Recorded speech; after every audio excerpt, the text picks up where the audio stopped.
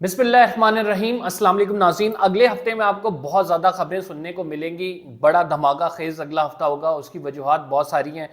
एक तो आपको बताएंगे कि अगले हफ्ते की अहम updates supreme court of Pakistan में खसूसी बहुत अहम केसेस लगे हुए हैं, जिसमें जो सदारती रेफरेंस है जुल्फ़िकार अली भुट्टो से लेकर आपका मामला जस्टिस मुज़ाहिर अली अकबर नकवी पर आके रुकता है, और इसके बीच में जो है मिलिट्री कोर्ट केस भी है।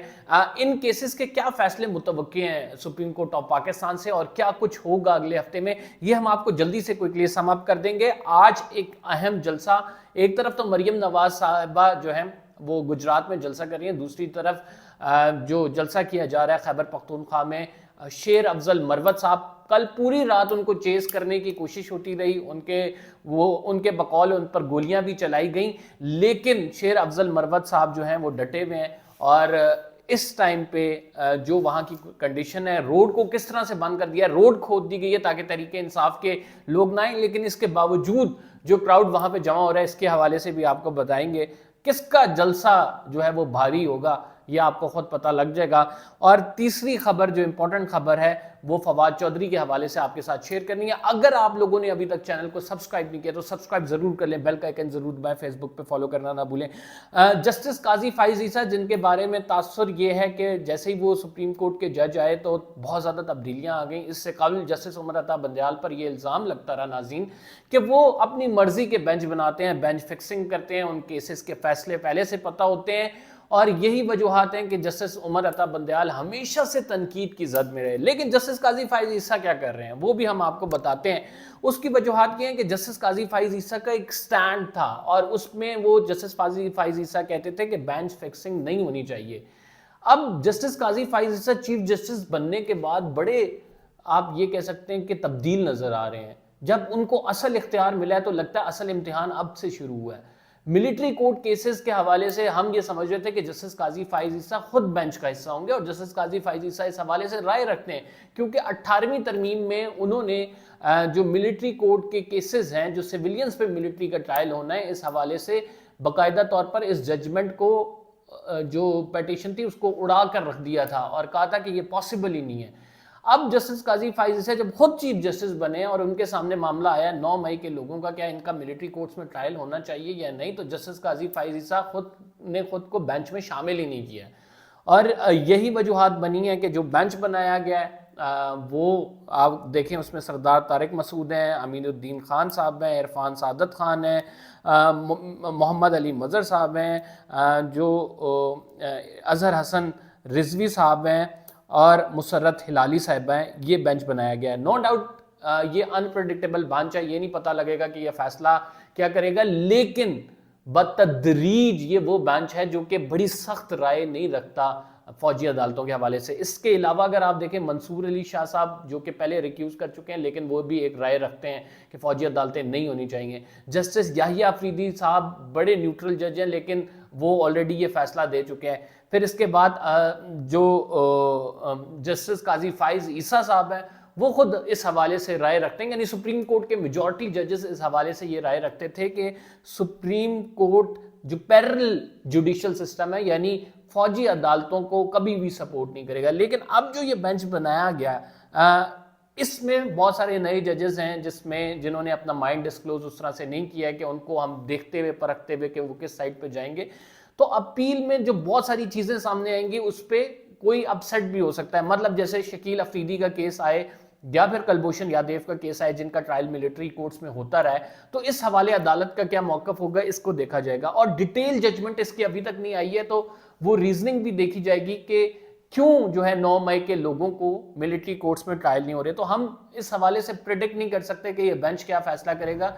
बहरहाल जो एक बात सोची जा रही थी कि जस्टिस काजी फाइज ईसा खुद आएंगे और उनका इस हवाले से जो मौकिफ है कि मिलिट्री कोर्ट्स की उन्होंने कभी हमायत नहीं करी, वो अपना मौकिफ देंगे भी और वो फैसले में भी लिखेंगे, लेकिन जस्टिस काजी फाइज ईसा इस केस में नहीं आए। फिर हम बात करते हैं जस्टिस मुज़ाहिर अली अकबर नकवी के केस की। जस्टिस मुज़ाहिर अली अकबर नकवी के केस में जो बेंच बनाया 15 दिसंबर को उसकी समाअत होगी। इसमें जस्टिस अमीनुद्दीन खान है, मुसर्रत हिलाली साहिबा हैं और जस्टिस जमाल खान मंदोखेल साहब हैं। مسرت ہلالی صاحبہ وہ جج ہیں جنہوں نے جسٹس قاضی فائز عیسیٰ کے حوالے کے حق میں جو ہے وہ اپنی رائے ڈالی. پھر جسٹس امین الدین خان نے بھی جسٹس قاضی فائز عیسیٰ کے حق میں رائے ڈالی, اور جسٹس جمال خان مندوخیل بھی جسٹس قاضی فائز عیسیٰ کے ہم خیال جج کنسیڈر کیے جاتے ہیں. یہ تینوں وہ ججز ہیں جنہوں نے پریکٹس اینڈ پروسیجر میں جب فل کورٹ بیٹھا تھا تو جسٹس قاضی فائز عیسیٰ کی حمایت کی تھی اور ان کے حق میں فیصلہ دیا تھا. اور اب جسٹس مظاہر کا کیس, اس میں جسٹس عائشہ کو نہیں شامل کیا گیا, اس میں جسٹس منیب اختر کو نہیں شامل کیا گیا. چلیں جسٹس اعجاز الحسن نے تو اپنی رائے اس حوالے سے دے دی تھی, لیکن جسٹس یحییٰ افریدی کو نہیں شامل کیا گیا. تو اس سے بھی یہ تاثر جاتا ہے کہ جسٹس قاضی فائز عیسیٰ نے جو جسٹس مظاہر علی اکبر نقوی کا کیس لگایا ہے وہ بھی ایک ایسے بینچ میں لگایا ہے جس میں زیادہ تر لوگ ان کے حمایتی اور ہم خیال ہیں. اب اس کے علاوہ تیسرا کیس دیکھتے ہیں, پھر ہم اس کو کنکلیوڈ کریں گے. تیسرا کیس ہے جی جو صدارتی ریفرنس ہے ذوالفقار علی بھٹو کے خلاف. اس میں جسٹس قاضی فائز عیسیٰ خود بیٹھے ہیں اور جو 9 ججز کا بینچ بنایا گیا ہے اس میں وہ 6 ججز نہیں ہیں جنہوں نے پریکٹس اینڈ پروسیجر کی مخالفت کی تھی, یعنی وہ 9 ججز کا بینچ بھی آپ نے بالکل ہم خیال بنایا ہے. تو اگر ہم جسٹس عمر عطا بندیال پہ تنقید کرتے تھے کہ آپ بینچ فکسنگ کر کے فیصلے پہلے سے بتا دیتے ہیں, لوگوں کو پتہ ہوتا ہے, تو جسٹس قاضی فائز عیسیٰ کچھ خاطر خواہ ہمیں ڈیفرنٹ نہیں نظر آئے. ان کی بھی وہی اپروچ ہے, اسی طرح معاملات کو دیکھ رہے ہیں, کوئی اس میں تبدیلی نہیں آئی, اور وہی لوگ جو ان کے ہم خیال ہیں, جو ان کی آئیڈیالوجی کو فالو کرتے ہیں, ان کو وہ ان کیسز میں ڈال رہے ہیں جن کیسز کے حوالے سے ان کی مخصوص رائے ہے. یعنی جسٹس مظاہر علی اکبر نقوی کے کیس میں ان کی مخصوص رائے ہے, بینچ میں بھی انہی لوگوں کو شامل کیا گیا جو ان کی لائن کو ٹو کرتے ہیں. جسٹس صدارتی ریفرنس جو ہے اس میں بھی ان کی مخصوص رائے ہے, وہ اس کو درست کرنا چاہتے ہیں. عدالتی قتل تھا, غلط تھا, میں بھی اس حوالے سے کوئی اس کو سیکنڈ نہیں کروں گا کہ وہ ایک عدالتی قتل تھا یقیناً ذوالفقار علی بھٹو کا. اس میں بھی جسٹس قاضی فائز عیسیٰ نے مرضی کا بینچ بنایا. اب پھر ملٹری کورٹس کے حوالے سے خود بیٹھے نہیں ہیں بینچ میں, تو سر تنقید تو ہوگی آپ پہ. جب آپ لوگوں پر تنقید کرتے تھے اس ٹائم لیٹرز لکھتے تھے, صحافیوں کو وہ لیٹرز جاری ہوتے تھے اور پھر خبریں آتی تھیں. اب آپ پہ وقت آیا ہے, آپ چیف جسٹس ہیں, تو ہم یہ سمجھتے ہیں کہ آپ ڈفرنٹ نظر آئیں گے, اور وہ چیزیں جو آپ دوسروں پہ کہتے تھے وہ خود نہیں کرتے نظر آئیں گے. جب آپ کریں گے تو سر ہمارا کام ہے, ہم دیکھ رہے ہیں, لوگوں کو بتانا, تنقید کرنا, اور ایک آپ یہ کہہ سکتے ہیں قانونی دائرہ کار میں رہتے ہوئے کرٹیسائز کرنا. تو یہ کرٹیسزم بنتا تھا جس پہ ہم نے آپ کو بتا دیا. تحریک انصاف اور مسلم لیگ نون کے 2 جلسے ہیں آج, یعنی ایک گجرات میں ہو رہا ہے اور ایک خیبر پختونخوا میں ہو رہا ہے. اور کل والے جلسے کے حوالے سے شیر افضل مروت صاحب کو جو ہے کافی ان کو مشکلات کا سامنا کرنا پڑا. ابھی بھی سڑک کھود دی گئی ہے جہاں پہ جلسہ ہونا ہے, اور وہاں پہ جو تحریک انصاف کے کارکنان ہیں اپنی مدد آپ کے تحت وہ سڑک واپس اس میں مٹی ڈال رہے ہیں.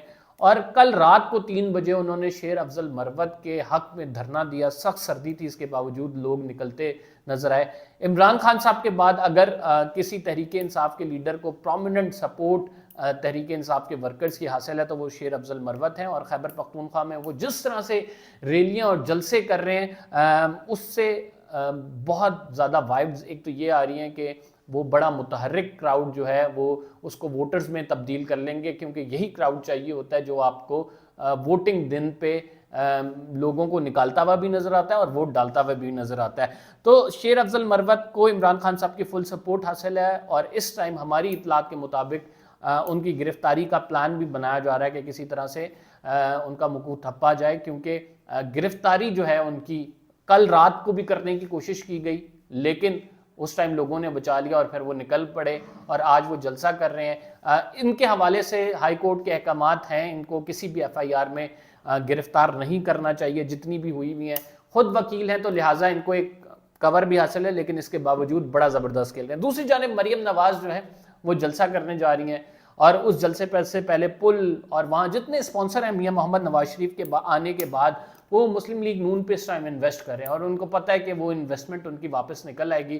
اس کی وجوہات یہ ہیں کہ جیسے ہی مسلم لیگ نون آتی ہے تو مسلم لیگ نون کے حوالے سے ایک جنرل پرسیپشن ہے کہ وہ جو بزنس مین ہیں, انویسٹرز ہیں, ایک لیڈ کلچر ہے, ان کو نوازتی ہے, ان کو کانٹریکٹس دیتی ہے, کک بیکس, کمیشن, پھر ڈھیر ساری چیزیں ہیں اس میں. تو اس ٹائم انویسٹمنٹ ٹائم ہے, اور یہی وجہ ہے کہ ہمیں وہ جو پل ہے جہاں سے نواز شریف نے گزرنا ہے وہ بھی حد کا سجا ہوا نظر آ رہا ہے اور اس میں بھی بڑی انویسٹمنٹ کی گئی ہے۔ مریم نواز کا جلسہ اور شیر افضل مروت، حالانکہ ان دونوں کا کوئی جوڑ نہیں ہے، شیر افضل مروت ابھی ایک وکیل کے طور پر، ایک کارکن کے طور پر اور اب ایک نئے لیڈر کے طور پر ابھر رہے ہیں، جبکہ مریم نواز صاحبہ جو ہیں وہ شاہی خاندان سے ہیں۔ لیکن آج کے جلسوں کا اگر آپ کمپیریزن دیکھیں گے تو آپ کو پتہ لگ جائے گا کہ کون ان میں سے زیادہ بھاری ہے۔ فواد چودھری کا راہداری ریمانڈ جو ہے وہ ایک کیس میں منظور کر لیا گیا۔ آج اچانک وہ عدالت کے سامنے آئے تو انہوں نے ایک بات بھی کی اور انہوں نے یہ کہا کہ نواز شریف کو چاہیے کہ وہ اگر جمہوریت پہ یقین رکھتے ہیں تو سلیکشن پہ یقین نہ رکھیں، ان کو سلیکٹڈ نہیں ہونا چاہیے، اور اتنے عرصے بعد بھی اگر وہ سلیکشن پہ یقین رکھتے ہیں تو وہ کس چیز کی جنگ لڑ رہے ہیں۔ اور پھر فواد چودھری کا جو راہداری ریمانڈ ہے ایک دن کا وہ دے دیا گیا، ان پر مقدمہ ہے ان کے گاؤں میں زمینوں کے حوالے سے، اور اس پر نیب تحقیقات کر رہا ہے، اور سب کو پتہ ہے کہ کیوں تحقیقات ہو رہی ہیں، الیکشنز آ رہے ہیں اس کے لیے جو متحرک ہو رہے ہیں، جیسے شوکت ترین نے کل پارٹی چھوڑی تھی۔ تو ناظرین یہ معاملات تو لگے ہوئے ہیں، لیکن تحریک انصاف کی جو لیڈرشپ ہے اس نے یہ تہیہ کیا ہے کہ ہم نے جو ایم این ایز کے ٹکٹ دینے ہیں، جو قومی اسمبلی میں اور صوبائی اسمبلیوں میں ٹکٹ بانٹنے ہیں، وہ ہم خفیہ رکھیں گے، وہ ہم اناؤنس نہیں کریں گے۔ اس کی وجوہات یہ ہیں کہ اگر کینڈیڈیٹ کو پہلے سے آئیڈینٹیفائی کر لیں تو ان کو روک دیا جائے گا اسٹیبلشمنٹ کی جانب سے، ان پہ پرچے ہو جائیں گے، کسی کو اٹھا لیا جائے گا۔ تو یہ ایک اسٹریٹجی انہوں نے بنائی ہے، let's see how it works. فی الحال کے لیے اتنا ہی۔ کمبر زیدی کو اجازت دیجیے، انشاءاللہ اگلے ولاگ میں کچھ مزید ڈیٹیلز کے ساتھ حاضر خدمت ہوں گے۔ اللہ نگہبان۔